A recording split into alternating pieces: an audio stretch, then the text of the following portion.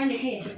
আমাকে 10 মিনিট সময়, এর মধ্যে সবাই কমপ্লিট করবে। আমি কিন্তু পরে আর কোনো কিছু লেখার টাইম দেবো না। ঠিক আছে ম্যাম, আমারটা আগেই হয়ে যাবে। এবার লেখা শুরু কর। আমি একটু ছবি পাই জানি। কমপ্লিট এই যে। এখন জমা দিবি না একটু পরে দিবি? একটু পরে। ঠিক আছে, রাখবো আমি কিন্তু এখন।